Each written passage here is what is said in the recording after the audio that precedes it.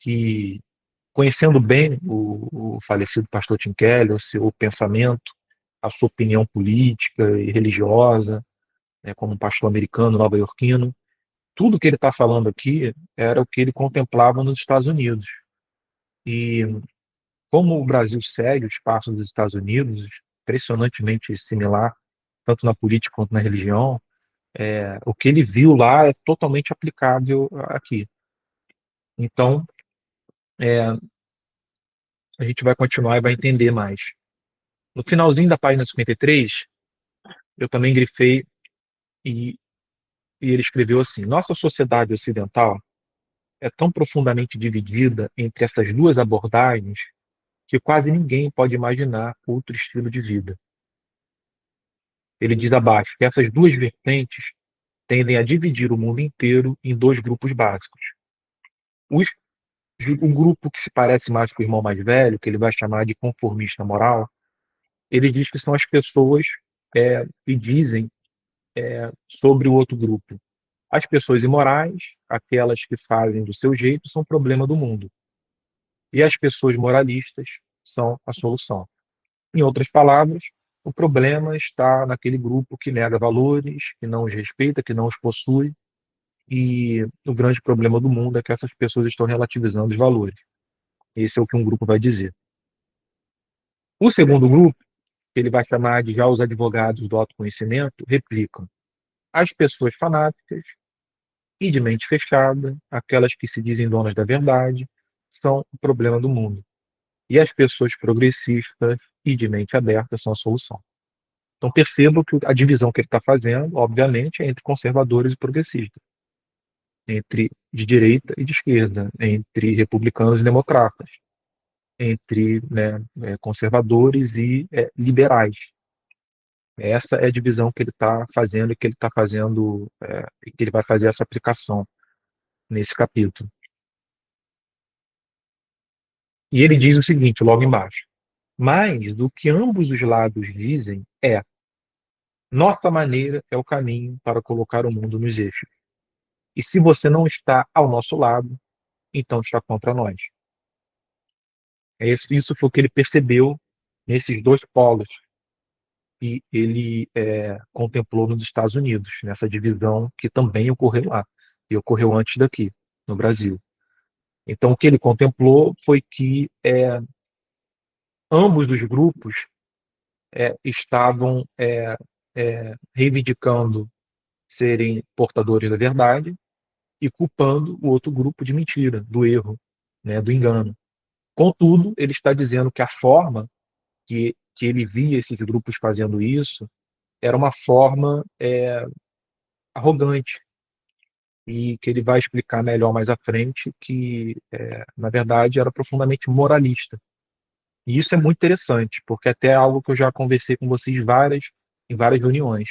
A forma em que você defende valores ou a forma em que você nega os valores. É muito interessante a forma de estudo sobre o que a pessoa está efetivamente defendendo. E é o que ele está dizendo aqui. Ambos os grupos acreditavam serem portadores da verdade. Capítulo seguinte. Devemos então concluir, ainda na página 54, que todo mundo se encaixa em uma dessas duas categorias? Aí ele diz sim e não. Ele fala que um número elevado de pessoas demonstra um temperamento que os predispõe a escolher uma vida de conformidade moral ou uma vida de autoconhecimento. No entanto, alguns alternam entre uma e outra corrente, tentando primeiro um dos caminhos e depois mudando de estratégia em diversos momentos da vida. Então ele falou que não é uma coisa assim, claro e escuro, sabe, 880. Muitas vezes a pessoa começa em um, parte para o outro, às vezes ela se encontra no meio termo entre os dois, oscila. É isso que ele está dizendo. E isso também é importante para o nosso cenário, porque a gente vai entender mais à frente o que ele diz, mas é importante a gente saber que ambos os grupos que a gente vê no nosso país, seja direita e esquerda, dos que defendem valores e dos que não defendem, eles são muito mais parecidos do que parecem, e eles podem mudar de lado facilmente. Aí quando a gente vai para a página 55, ele diz assim: muitos já experimentaram o paradigma da conformidade moral, mas perceberam que isso acabava os oprimindo. E depois de uma mudança dramática, acabaram optando por uma vida de autoconhecimento. Outros fizeram o caminho exatamente oposto. O que ele está dizendo é que muitos foram vivendo no meio moralmente conformista, de maneira excessiva, algo muito rigoroso, e que isso os empurrou para o extremo oposto. E ele está dizendo que o oposto disso também é verdade. A pessoa muitas vezes é criada num meio muito flexível, muito frouxo, no qual a definição das coisas se perde, o amor acaba perdendo a sua beleza, porque tudo vale, sabe? Assim como qualquer valor moral, não tem mais nenhum, né? Não tem hierarquia, não tem mais excelência em nada, vale tudo, independente do que seja, desde que você sinta dentro de você a sua verdade, e por isso vale. E as pessoas, cansando dessa flexibilidade, dessa relativização, acabam sendo levadas por elas ao extremo oposto, a uma espécie de conjunto de valores, sistema de pensamento bem formado, sabe? Ao desejo por sentido e propósito de vida. É o que ele está dizendo. No parágrafo seguinte, no entanto, há pessoas que podem sensatamente dizer que combinam ambas as abordagens sob o teto de uma única personalidade. Há alguns irmãos mais velhos, de aparência bastante tradicional, que mantêm como válvula de escape uma vida secreta e que impera o comportamento de irmão mais novo. Ele está dizendo que é genial. O que ele está dizendo é que você pode encontrar gente devassa, sabe? Gente assim, completamente entregue aos prazeres, à dissolução, mas que vive uma roupagem de moralidade. E que a roupagem de moralidade é tão rigorosa e amordaça tanta pessoa, que nos momentos no secreto a pessoa extravasa e faz barbaridade. Né? Recentemente, um pastor de uma igreja muito famosa em São Paulo, chamada Zion, que é gerida por uma família inteira, né, cujo pastor principal é o Theo Hayashi, né, um dos pastores dessa igreja foi visto numa casa de um prostíbulo. Alguém tirou uma foto dele, mostrou para o Theo Hayashi, que é o pastor principal, e o pastor principal, o Theo Hayashi, afastou esse pastor que foi visto nesse lugar. Por que eu estou usando esse exemplo? Porque é isso. É um ambiente ultra radical de direita, essa igreja, completamente fechada politicamente, ideologicamente, moralmente, com os valores mais conservadores do país, os valores mais radicais, e até mesmo a ponto de ficar totalmente do lado de Israel na guerra contra Gaza, o que é algo complicado de se fazer, porque eles ficam do lado de Israel usando a anuência divina para isso, dizendo que Deus também está com Israel. Então, assim, é um lugar moralmente rigoroso. E esse homem, que era um pastor, ele era um membro, ele era um dos pastores, ele frequentava prostíbulos. Então, o que o Tim Keller está falando é isso.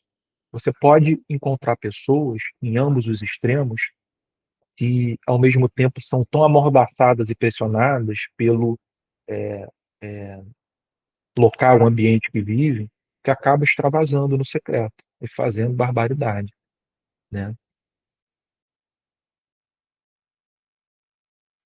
Aí ele continua dizendo o seguinte, para dar um exemplo real, ele diz, olha, algumas operações policiais que visam a captura de predadores sexuais, e nos Estados Unidos isso acontece com muita frequência, até impressionante, a quantidade de predadores sexuais ao longo das décadas nos Estados Unidos. Tem muito filme sobre isso. É, de adolescentes na internet, ele diz, com frequência resultam na prisão de pessoas altamente religiosas, incluindo aí muitos membros do clero. Ele só não quis usar a palavra pastor, mas ele está dizendo, né, líderes religiosos, seja católico, seja protestante, que ele está dizendo que, com frequência, líderes religiosos estão envolvidos nesse tipo de prática. Porém, há também muitas pessoas bastante liberais e irreligiosas que desprezam os indivíduos religiosos e conservadores com todo o farisaísmo e arrogância dos piores fariseus. Vocês entenderam o que ele está dizendo? Ele usou, ele utilizou o exemplo. de um lado, que é o lado conservador, e que muitas vezes extravasa no secreto, numa espécie de devassidão, e agora ele partiu com o exemplo do outro lado. Qual é o exemplo que ele usa do outro lado? De pessoas que negam valores, que negam a religião, que dizem não se importar com isso, que professam serem liberais e que defendem o que professam de uma maneira ultraconservadora e radical. E ele fala com todo o farisaísmo e arrogância dos piores fariseus. Ou seja, é uma pessoa que está dizendo que não tem religião, que odeia religião, que não tem valor, que o valor deve ser destruído, só que ela faz isso da mesma forma que um fariseu, sabe, age como age, né? Então a forma é importantíssima no que ele está apresentando aqui. Ele está falando muito sobre a forma nesse capítulo, não necessariamente sobre a posição de cada um, mas a forma em que cada um mantém sua posição. Esse capítulo fala muito sobre isso. Mas vamos continuar, porque tem bastante coisa para ver. Próximo parágrafo. Apesar de todas essas variações, são apenas duas as abordagens primárias de vida. A mensagem da parábola de Jesus é que ambas as abordagens estão erradas. Ou seja, Jesus diz que o filho mais velho, tanto quanto o mais novo, é errado. A parábola ilustra a alternativa radical. E aí vamos para o próximo subtópico, na página 56. O próximo subtópico é dois filhos perdidos. No primeiro ato, diz o Tim Keller, na pessoa do filho mais novo, Jesus nos dá um retrato do pecado que qualquer pessoa seria capaz de se identificar. O jovem rapaz humilha sua família e vive uma vida consumista e dissoluta. Essa é a decisão do mais novo. Próximo parágrafo. No segundo ato, no entanto, o foco recai sobre o filho mais velho. Aqui ele já está partindo para o final da parábola, quando o mais novo volta para casa e a gente tem a reação do filho mais velho diante da volta do mais novo e da forma que o pai o recebeu. No segundo ato, no entanto, o foco recai sobre o filho mais velho. Ele é meticulosamente obediente ao pai e, portanto, por analogia, aos mandamentos de Deus. Ele se mostra completamente sob controle e é bastante disciplinado. Assim, temos os dois filhos, um deles sendo o mal, pelos padrões convencionais, e o outro sendo bom, ainda que ambos estejam alienados em relação ao pai. Então, o que ele está dizendo é que um tinha uma característica de piedade e o outro era um devasso é, é, assumido. Contudo, ambos estavam alienados de uma relação com o pai. Eles não tinham uma relação boa com o pai. Esse é o ponto que ele está abordando aqui. Aí ele diz: o pai é, tem de sair e convidar a ambos para que participem do banquete do seu amor. Portanto, não há apenas um filho perdido na parábola, mas dois. Essa é a conclusão que Tim Keller chega sobre a parábola, que os dois filhos estavam perdidos. Não obstante, o segundo ato é concluído de forma inimaginável. Jesus, o contador de histórias, deliberadamente deixa o filho mais velho em seu estado de alienação. O filho mau participa do banquete, ou seja, o mais novo, do pai. Mas o filho bom, o mais velho, o filho moralista, não o acompanha. Continuando, o amante das meretrizes é salvo, mas o homem de retidão moral continua perdido. Quase é possível ouvir alguns fariseus arquejando ao ver findada a história. Era o completo oposto de tudo o que já lhes havia sido ensinado. Mais à frente, no próximo parágrafo, na metade dele, eu também marquei o seguinte: não são os pecados que criam a barreira entre ele e o pai, mas o orgulho que sente de seu histórico moral. Ele está falando do filho mais velho. Não são as transgressões, mas sua retidão que impede de partilhar o banquete do pai. Pulando a página 58, pessoal, indo direto para 59, eu grifei o seguinte no primeiro parágrafo. Você consegue perceber, então, o que Jesus está ensinando? Pergunta Tim Keller. Nenhum dos filhos amava o pai de verdade. Ambos estavam usando o pai para seus próprios fins egoístas. Em vez de amá-lo, em vez de desfrutar da companhia dele, em vez de servi-lo para seu próprio bem. Isso equivale a dizer que você pode se rebelar contra Deus e permanecer alienado em relação a ele, tanto ao quebrar suas regras quanto a obedecer todas elas de forma diligente. O apóstolo Paulo fala muito sobre isso em Romanos e também em Gálatas, né, o que a gente tem visto na EBD. Continuando, é uma mensagem surpreendente, diz o Tim Keller. A obediência zelosa à lei de Deus pode servir como meio de rebeldia contra o próprio Deus. Essa é a conclusão sobre a reação do filho mais velho. E é sobre isso que o apóstolo Paulo discorre muito bem em Romanos, quando ele fala sobre o zelo dos judeus e que foi um zelo que levou-os a falhar em reconhecer Jesus. Eles negaram o Messias e crucificaram o Messias. Contudo, eram profundamente zelosos da lei. O apóstolo Paulo fala sobre isso, né, em Romanos. Agora, continuando para o próximo subtópico. Uma compreensão mais profunda do pecado. É o subtópico, página 59. Com essa parábola, Jesus nos apresenta a um conceito muito mais aprofundado de pecado, ao qual jamais chegaríamos se ele não nos tivesse ensinado. A maioria das pessoas entende o pecado como fracasso diante das regras de conduta ditadas por Deus. Mas além de não se resumir a tal definição, a compreensão de pecado apresentada por Jesus vai muito além. Embaixo ele vai usar um exemplo se eu não me engano, é um livro. Mas vamos pular esse exemplo, porque pode ser que a maioria não tenha lido. Eu mesmo não vi esse romance de sangue sábio, eu não li. Vamos passar para o próximo parágrafo. Esta é claramente a mesma atitude do filho mais velho. Por que ele fica tão irado com o pai? Pergunta Tim Keller. Ele sente que tem o direito de dizer ao pai como as roupas, o anel e os animais da família devem ser usados, porque o pai havia dado isso tudo de presente ao filho mais novo, que havia voltado para casa, colocou o anel no dedo, vestiu ele com roupas boas, e o filho mais velho reagiu muito mal a isso. Então, o Tim Keller está dizendo que ao reagir mal assim, ele está demonstrando que o pai agiu mal com aquilo que era seu, que ele não deveria ter entregado ao filho mais novo. E isso é uma forma de você se colocar no lugar do pai e dizer como o pai deve administrar suas próprias coisas, né? Aí Tim Keller diz o seguinte: de modo semelhante, pessoas religiosas geralmente vivem de forma bastante regrada, mas o objetivo delas é conseguir influenciar Deus, controlá-lo, deixá-lo em uma posição onde pensam que ele será devedor. Próxima página 61. Assim, apesar de toda a piedade e de toda a meticulosidade ética, essas pessoas estão, de fato, se rebelando contra a autoridade dele. Era o que o filho mais velho estava fazendo contra o seu próprio pai. Continuando, se, como filho mais velho, você acredita que Deus tem de abençoá-lo e ajudá-lo porque você deu duro para obedecer a ele, para ser uma boa pessoa, então talvez Jesus possa lhe ajudar. Talvez ele possa ser um exemplo, até mesmo uma inspiração, mas ele não é seu salvador.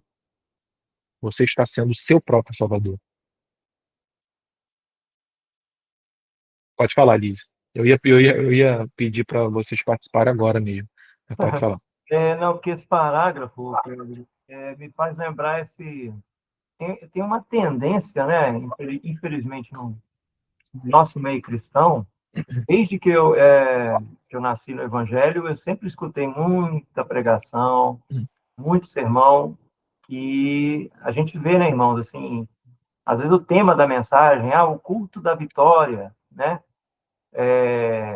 a oração da vitória, e que, nesse caso, quando a gente escuta isso, e você vai assistir, né, a pregação, a mensagem, você vai vendo que essa vitória já vai conduzindo para tentar mostrar para o irmão que ele tem que tomar posse, aí já vem sempre essas expressões, né?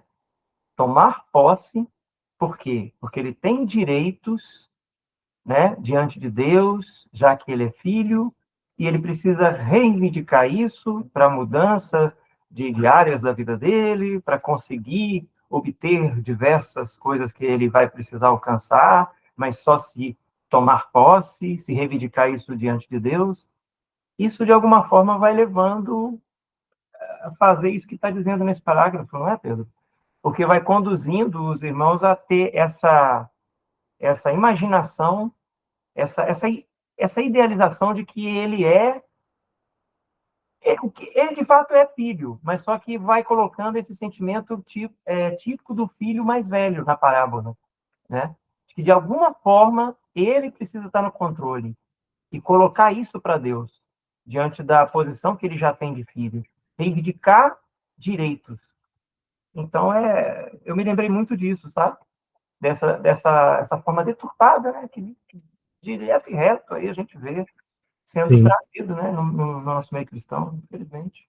Sim, foi basicamente o que a gente viu nessas aulas sobre a Epístola de Gálatas, né? A relação dos judeus, né, dos fariseus que acabaram se infiltrando na igreja da Galácia com a lei e que influenciou rapidamente a igreja da Galácia.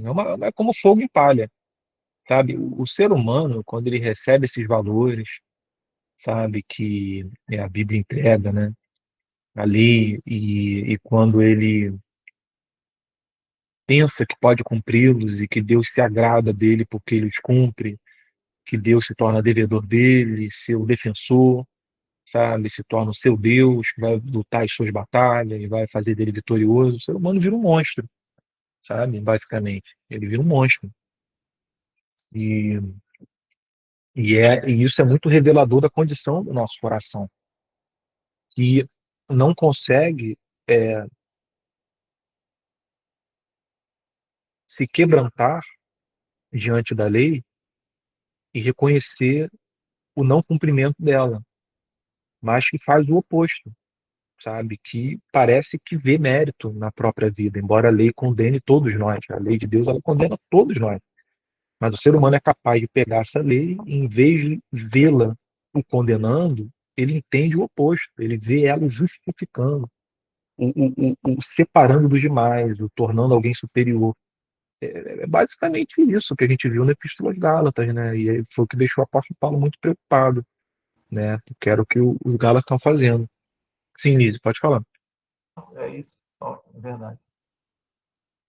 E aí, continuando no próximo parágrafo, dois parágrafos abaixo, na verdade, eu marquei esse também, que diz assim, ó, no fim da história, página 61 ainda, no fim da história, o filho mais velho tem uma oportunidade de verdadeiramente agradar ao pai, se participar do banquete.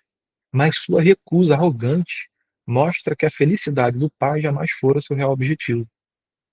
Ele se recusa a participar do banquete, o que mostra que ele não tinha o prazer na companhia do pai.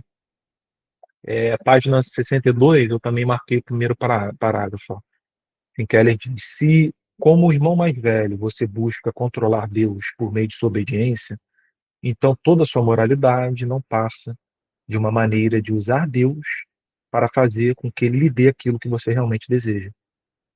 Ele se torne seu devedor. Alguém que, alguém ao qual você vai reivindicar o que é do seu direito, sabe? E também isso é muito parecido com a pregação, a última pregação que eu tive, né? No domingo retrasado, eu acho, em que eu falei sobre aquelas pessoas que iam se apresentar diante de Jesus e iam reivindicar o que elas fizeram ao longo de suas vidas, né? Elas iam dizer a Jesus, perguntar a ele, mas a gente não curou a pessoa? A gente não pregou o evangelho, não falamos em teu nome, não expulsamos demônios, não fizemos milagres? E Jesus vai dizer, eu nunca os conheci. Então é essa reivindicação, né? É esse senso de que você, né, está fazendo tudo direitinho, de que você é muito especial. Continuando, irmãos, pulando a página 63 e pulando também a 64, vamos direto para 65, para poder dar tempo. Na 65, logo no primeiro parágrafo, ó, ele diz assim, na terceira linha, página 65, primeiro parágrafo, terceira linha. Conheci uma mulher, diz o Tim Keller, que trabalhou por muitos anos no ministério cristão. Quando uma doença crônica se abateu sobre ela na meia-idade, ela caiu em desespero. Por fim, percebeu que no fundo de seu coração sentia que Deus lhe devia uma vida melhor, depois de tudo que havia feito por ele. É uma moça que trabalhou e serviu durante anos na igreja. Quando chegou na meia-idade, contraiu alguma doença séria. e entrou num desespero, numa crise de fé com o próprio Deus. E aí, Tim Keller diz: essa suposição tornou sua recuperação extremamente difícil, ainda que tenha conseguido se reerguer. A chave para a superação, no entanto, foi reconhecer a mentalidade de irmão mais velho que a dominava. Provavelmente ele deve estar falando de alguém até da igreja dele. Os irmãos mais velhos, diz o Tim Keller, obedecem a Deus apenas para atingir objetivos. Não obedecem a Deus para conseguir chegar ao próprio Deus, para a ele se assemelharem, para amá-lo, para conhecê-lo e para nele se deleitarem. Não é esse o objetivo deles. Próxima página, primeiro parágrafo. Eis, portanto, a redefinição radical de Jesus sobre o que está errado conosco. Quase todo mundo define o pecado como uma violação na lista de regras. Jesus, no entanto, nos mostra que um homem ou uma mulher que quase nunca violou a lista de maus comportamentos morais pode estar tão perdido espiritualmente quanto mais devasso e imoral dos homens. Lembra do Senhor Jesus dizendo aos fariseus que as meretrizes entravam aos montes e no reino dos céus enquanto eles ficavam do lado de fora? É isso. Aí o Tim Keller pergunta, por quê? E a resposta é porque o pecado consiste não apenas em quebrar regras, mas também em se colocar no lugar de Deus, como Salvador, Senhor e Juiz. Entre parênteses, assim como fizeram os dois filhos na tentativa de se apropriar da autoridade do pai enquanto ele ainda estava vivo. Continuando na próxima página, o último parágrafo desse subtópico diz assim: há duas maneiras de ser seu próprio Salvador e Senhor. Uma delas é ao quebrar todas as leis morais e estabelecer seu próprio rumo. E a outra é ao seguir todas as leis morais e ao ser muito, muito bom. Ou pensar que se é muito, muito bom. Né? Alguém gostaria de participar antes da gente ir para o próximo tópico? Falar alguma coisa? Até porque é o último subtópico do capítulo. E que é uma conclusão muito boa. Alguém?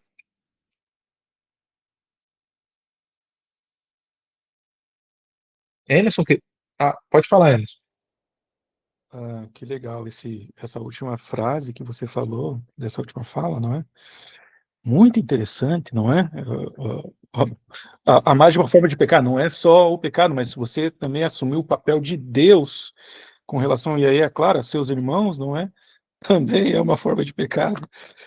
Cara, isso é tão interessante que é, é, nunca tinha explicado. Eu já pensava isso, né? Até por causa daquela questão do julgamento, então eu sempre focava no julgamento. Eu tento não julgar, que é justamente para não ter esse papel que, na minha opinião, não foi delegado à igreja, pelo menos não à igreja terrena, militante, enquanto estamos aqui. Não é, na minha opinião, não. Cristo nos deixou uma comissão de apresentar o evangelho a todo mundo. É claro que nós temos aí, dentro da igreja, alguns regulamentos que a gente precisa controlar a coisa, então, essas exceções a regras vão acontecer, vai ter gente que realmente é má, que está lá dentro, que, de certa forma, a gente vai ter que conter a pessoa de uma forma, separar o joio do trigo, ou fazer qualquer coisa desse tipo, apenas para não contaminar o resto de todas as maçãs e assim se perder todo o trabalho. Ok, beleza. Mas a missão da igreja não é julgar, e sim apresentar a Cristo, não é? Essa é a minha opinião. Mas eu nunca tinha pensado nessa forma. Pecado não é só... É você também se colocar nessa posição de Deus. Eu achei isso muito legal, esclarecedor. É bem interessante pensando por esse lado também, não é? Você assumir esse papel, mesmo que inconscientemente, porque acontece muito. Se a pessoa pensasse conscientemente dessa forma, eu acho que ela não faria. Uhum, Mas uma vez que se traga a luz, porque ela pode não ter essa luz, uma vez que se traga a luz, talvez ela se contenha na hora de fazer. Então, uhum, pode acontecer a nível de inconsciência. uhum. Não é? Muito interessante. É. Em outras palavras, seria a justiça própria, né? Esse termo aí tão, né, eu acho que apropriado para definir, né, o papel do irmão mais velho, a atuação do irmão mais velho foi essa, era alguém cheio de justiça própria, enquanto o irmão mais novo era simplesmente alguém perdido e que não se importava, né, mais com nada. Mas percebe que essa carapaça da justiça própria também pode trazer algo de humildade. Você pode colocar uma certa falsa de humildade, Uhum, uhum, uma certa falsa humildade, por causa do título, não é? Que é uma justiça uhum, própria. A pessoa pode não reconhecer isso. Agora, se uhum, você fala que ela está se colocando na posição de Deus, não há humildade que queira se queira infiltrar por ali. A pessoa ela tem clareza no que está fazendo. Então, se ela o faz, ela o fará uhum, sabendo o que está fazendo e, portanto, com consciência disso. E uhum. aí acaba não tendo esse erro inconsciente, por assim dizer, não é? Então, isso me chama a atenção. A linguagem, nesse ponto, eu acho muito importante. Sim, Porque daí sim. você desveste essa carapaça. A pessoa ela se reconhece pelo que ela é. O que eu acho, veja como é um pouco conflitante o que eu vou falar agora. A pessoa se reconhece pelo que ela é, o que eu acho positivo. Porque aí, pelo menos, a pessoa está se reconhecendo. E quem sabe ela se reconhecendo, ela consiga se reconhecer e voltar atrás, reconhecer o seu erro, o seu pecado. Uhum, Porque uhum, eu acho que uma das piores coisas é a pessoa ficar pecando e não reconhecer o que está fazendo, ou achar que aquilo é certo, e tem vários uhum. outros caminhos que podem acontecer, não é? Que Sim, se fazer o que o faça com responsabilidade, então, sabendo que terá responsabilidade nisso. sim, sim, exatamente. E essa, essa definição que ele faz do irmão mais velho, de ter se colocado no lugar de Deus, é muito interessante, porque, por um lado também, o que o irmão mais velho está se negando a aceitar é a forma em que o pai está sendo misericordioso com o mais novo, né? É como se ele estivesse dizendo, ele não merece o perdão, né? É isso que ele está dizendo. E isso no meio religioso é impressionante, é basicamente assim. Muitas pessoas hoje nas igrejas, elas agem como se os progressistas, os liberais, ou sei lá, os muçulmanos, seja lá quem for, basta não fazer parte do grupo, não merecessem, sabe, a misericórdia de Deus, né? Mas isso é muito problemático, porque é justamente esses que precisam ser alcançados, né? Os que não conhecem a Deus. Então, é muito interessante essa coisa de você se colocar no lugar de Deus. Esse último subtópico, pessoal, ele também é muito bom. E eu vou entrar Pedro, nele. Oi, Pedro, Lude. rapidinho, que eu levantei a mão. Não, é só para uma observação, né? Como que a construção desse capítulo é muito boa, né? O Tim Keller realmente é muito preciso, assim, porque ele veio trazendo a questão do comportamento, porque a gente acaba, para entender a situação, focando em cada irmão. E uma coisa que ele fala, né, importante, é que assim, nós somos pecadores, então ou a gente tem um comportamento ou outro, né? A gente tem que lembrar que a gente nunca vai. Ah, não, eu não. Ah, deixei de ser o irmão mais velho e estou salvo, e tal. Não, na condição de pecador, a gente ou tá num ou tá no outro, né? Ou a gente tá sendo o mal, né? Que desperdiça, tá só interessado em desperdiçar a graça de Deus, ou está interessado em se auto-justificar e cobrar a Deus. A gente está sempre. Acho que isso é muito importante, porque ele fala no início do capítulo sobre o comportamento, justamente para a gente se tocar, né? Não é assim, a parábola está lá longe, sobre uma família que, ok, é uma metáfora, mas não, né? Ele traz o comportamento, aí ele joga de novo para a parábola para a gente se reconhecer. Algumas pessoas vão ser mais constantes né? Outras vão alternar, mas é aquilo. E você até mencionou Romanos, que é por isso que o apóstolo Paulo fala, né? Não há um sequer é, bom, né, na terra. Por isso, não há. Acho que a grande questão da parábola é nos lembrar, nós somos pecadores, né? Não adianta. Vocês precisam da graça de Deus, né? Cada um a seu modo precisa. E esse terceiro capítulo fala disso, né? O pecado é apesar de se apresentar de formas distintas, né? Sim, exatamente, Lude. Exatamente. Elane, querida, pode falar. Oi, boa noite. Eu sou nova aqui, né, no rolê. Ah, seja bem-vinda. Muito obrigada. O que me chamou a atenção, não quero complicar as coisas, mas sobre essa questão do irmão mais velho que tem essa dificuldade de estender a graça, né, ao irmão mais novo. Não sei se cabe aqui, mas, enfim, vou falar aquilo né, que me atravessa. Uhum, Porque o irmão mais velho, a igreja, ela se blinda. Então, assim, eu sou pecador, né? Eles dizem, eu sou pecador, é só pela graça de Deus, mas é só aqui dentro. Tanto é que se você aponta algum problema na igreja ou alguma coisa que os cristãos estão fazendo de errado, eles, né, têm aquela coisa assim, não, nós somos imperfeitos, né? uhum, Mas nós somos melhores do que o povo de fora. Então, eles não uhum, se consertam, porque tem essa questão digamos, da imperfeição, tipo, nós estamos certos em estar errados, sim. Serve como entende? justificativa, né? Exato. Mas as pessoas, aí quando alguém fala alguma coisa, olha, tá acontecendo isso, essa pessoa tá errada em estar certa, porque falam que ela é intolerante, que ela não tem percepção, Uhum, né, enfim, das coisas. Então, eu acho que isso também é muito ruim, esse isolamento que a igreja acaba fazendo, né, aquela coisa assim, nós temos a nossa graça, uhum, né, mas aqui a gente tem o direito de ser imperfeito, de ter os nossos problemas, sendo que muitas vezes são pecados muito mais nocivos, né, só, né, manipulação, roubo, várias coisas que escandaliza quem está de fora, uhum, né, então é uma coisa meio estranha, assim, nós temos o direito de ter os nossos pecadinhos, porque nós somos imperfeitos, mas nós somos melhores do que aqueles que agem de uma forma assim, fazem pecados visualmente mais grotescos, assim, entende? uhum, uhum. Então, não sei se isso, né, faz jus ao que a gente está conversando, mas é isso. Muito obrigada. Não, sim, faz todo sentido. E eu acho importante, porque é muito conveniente, né, você ter como justificativa, sempre que você falhar, pecar ou errar, que você não está em construção, né, que você, né, você não dá nem tempo de você sofrer, se arrepender, você já erra e exige a compreensão do próximo, né? E não, você nem tem. É impressionante hoje, quando acontece alguma falha grave no caráter de algum líder religioso na vida, né? É interessante você buscar ler os comentários, ver o que as pessoas falam.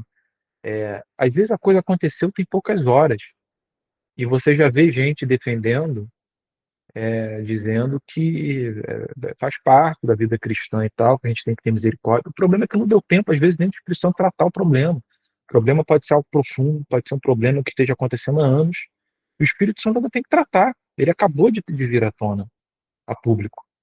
E na hora em que ele vem a público, a igreja exige compreensão de todo mundo. O problema é que às vezes não é a compreensão que precisa ser dada naquele momento, mas é o silêncio. Cara, a pessoa tem que ser afastada, tem que ficar sós, Deus tem que tratar dela, sabe? Não é um momento de restauração imediata, né?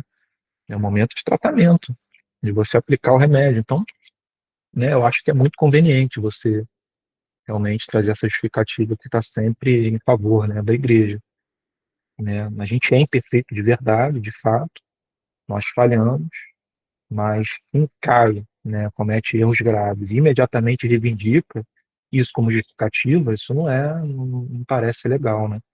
Eu acho que a pessoa, se ela, quão grave for o pecado dela, é, na mesma medida, ela terá que se afastar de tudo, sabe? Se ausentar, rede social, igreja, sabe? Procurar um local reservado e deixar o tempo para, né, fazer o seu trabalho, né? E o Espírito de Deus. Mas muita gente já vem e já apresenta uma defesa, né? Uma justificativa. Então, acho que isso é muito ruim.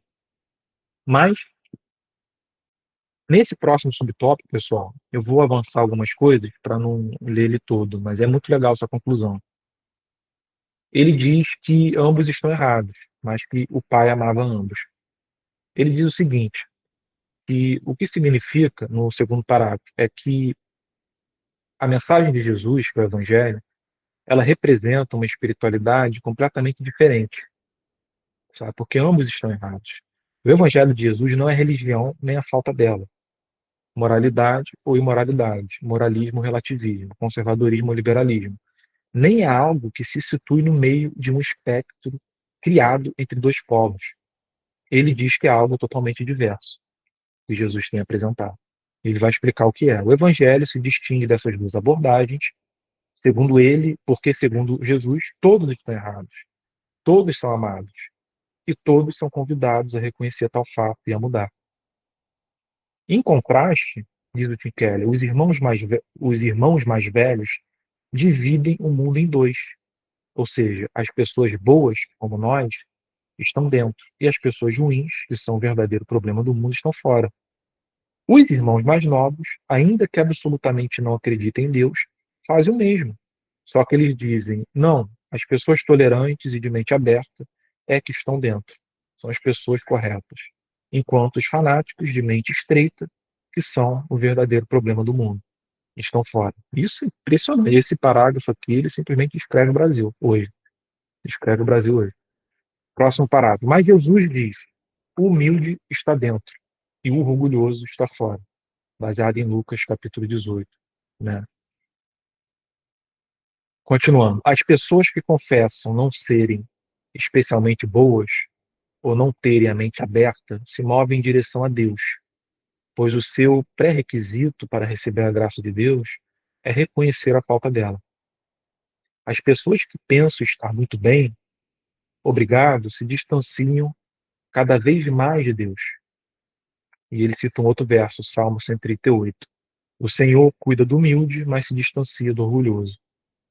Ou como diz muitas passagens, o Senhor concede aos humildes a sua graça, mas resiste aos soberbos.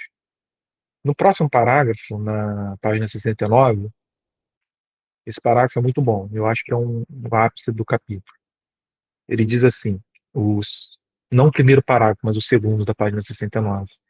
Apesar de ambos os filhos estarem errados e de ambos serem amados, a história não termina no mesmo tom para os dois. Isso aqui é muito importante. Talvez seja a parte mais importante da parábola. A história, o pai, né, o que Jesus quer deixar claro na parábola é que a situação dos dois não era completamente idêntica. Aí olha o que o Tim Keller diz. Por que Jesus constrói a história de forma que um filho seja salvo, restabeleça a relação com o pai e o outro não? Porque é isso que aconteceu na parábola. O filho mais novo voltou para casa, entrou na festa e o mais velho não quis fazer parte dela. Aí o Tim Keller bota entre parênteses, ao menos não antes da história terminar. Aí continuando. Pode ser que Jesus estivesse tentando dizer que apesar de ambos os projetos de autossalvação estarem igualmente equivocados, eles não são igualmente perigosos. Um é mais grave do que o outro. E o que a parábola diz, e é evidente, o Tim Keller, ele, de uma maneira condescendente, ele diz, pode ser que Jesus estivesse tentando dizer, mas não é pode ser, Jesus está dizendo isso. O que Jesus está dizendo é que a situação do filho mais velho era muito mais grave que a do mais novo. E é a mesma coisa que Jesus disse em vários outros textos, especialmente quando ele mencionava os fariseus. Né? A parábola do fariseu e do publicano é isso. O publicano, né, o fariseu, se coloca no sinagoga, se põe a orar e diz, Senhor, graças te dou, porque não sou como esse publicano. Eu jejuo, eu observo a tua lei e tal, estou aqui todo sábado. E o publicano, ele não conseguia nem olhar para o alto, mas botava a cabeça para baixo e batia no peito dizendo, Senhor, se propício a mim, pois eu sou pecador.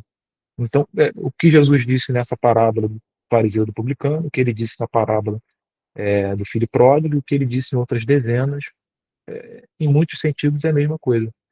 O fio condutor é o mesmo.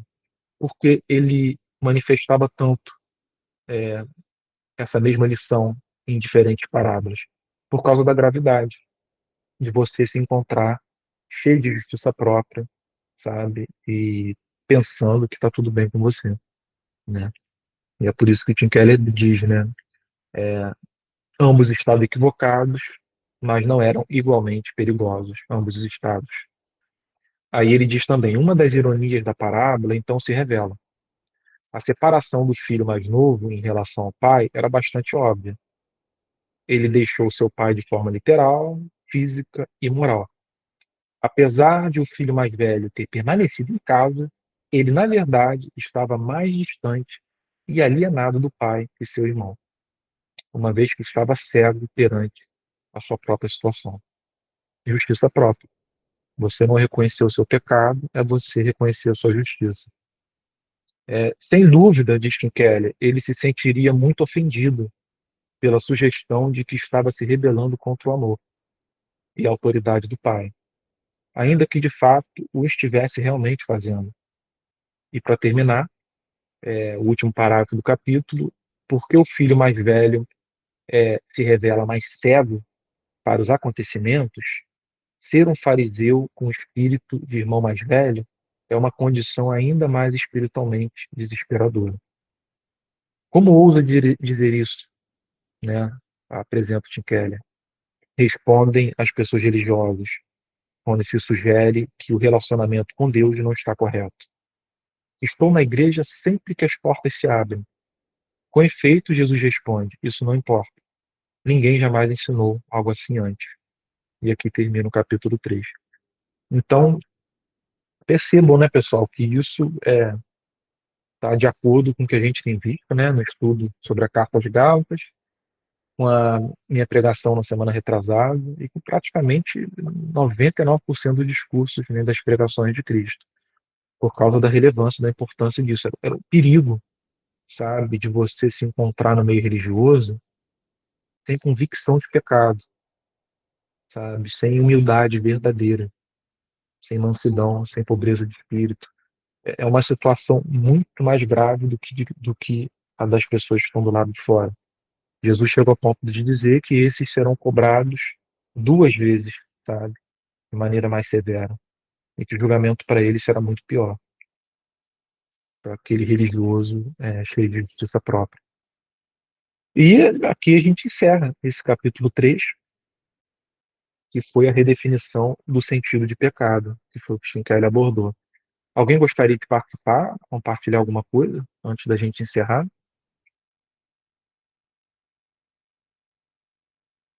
Emerson, pode falar. Hoje eu estou falador, hein? Mas é rapidinho. Eu só agradecer a Deus e aos irmãos, é claro, não é? Por ter acesso a um conteúdo tão rico. Cara, como é rico isso? Meu Deus do céu! Como é engrandecedor, como é rico. É impressionante. Ele chega a emocionar mesmo, porque eu vejo, caí de paraquedas de novo, não li o livro ainda, não tive, mas eu vou baixar o PDF lá, e eu sei que quando eu me ater para ler esse livro, eu vou enriquecer muito. Como é importante, não é? A gente conseguir. E é claro, eu agradeço a Deus pela vida do pastor Pedro, do pastor Antônio, que teve essa ideia, que idealizou o negócio, e que vocês, não é, a Lude e o Emerson também, que estão encabeçando esse projeto aqui dos livros, e que direcionaram para esse mundo. É muito bom, cara, é muito bom mesmo, é impressionante. Obrigado, viu? Deus abençoe. Obrigado você pelo carinho, Emerson, pela participação também. É sempre muito bom ter você conosco. E graças a Deus pela vida do outro Emerson também, né, que foi quem sugeriu o livro. O outro Emerson que hoje não está aqui com a gente. Alguém mais?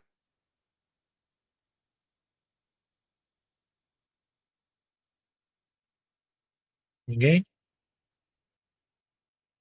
Então tá, pessoal. Espero que a reunião tenha abençoado vocês, que vocês estejam gostando do livro. Não deixem de orar pela nossa igreja, pelo pastor Antônio, pelo que ele está passando aí por causa dessa operação, que ele mergulhou de cabeça, né, na luta pelos direitos humanos e tal, através do Rio de Paz, e ele não tem lado, ele luta pelos dois lados. Embora ele seja muito atacado por fazer vista grossa à morte de policiais, o Rio de Paz é quem mais faz coisas em favor de policiais mortos, né? As placas lá na Lagoa do Rio de Freitas, as visitas que o Rio de Paz já fez a policiais que foram feridos em serviço, que o Estado não ajuda. O pastor Antônio vai, leva mantimento, leva um monte de coisa. Eu já vi ele fazendo. Só que ele luta pelos dois lados e acaba apanhando dos dois lados, né? Aí, ó, não deixem de orar por ele, orem pelo nosso irmão Emerson, que é policial, que participou da operação. e que ainda, né, vive nesse meio até chegar a aposentadoria dele, que falta pouco, Deus quiser chegar logo, e que, né, se tiver mais operação, ele vai ter que ser chamado de novo, né? E fica todo mundo apreensivo, a mulher, família, né, nossa igreja que o ama. Então não deixem de orar e cobrir o Emerson de oração também, tá, gente? Ele participou de confronto, eu falei com ele, tô falando com ele nos últimos todos. E ele estava na mata, participou de confronto com um monte de traficante, que ele falou.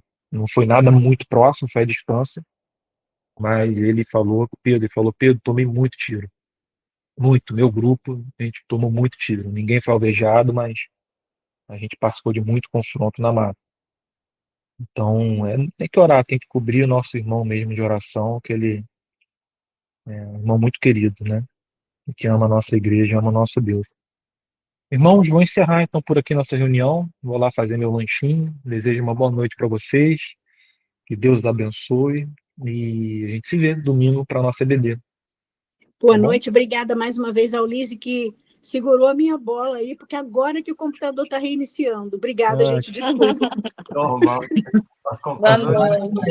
Acontece. Boa noite. Tchau, gente. Obrigado, Tchau, irmão. Deus boa abençoe. noite. Até semana que vem, se Deus quiser. Tchau. Amém. Boa noite.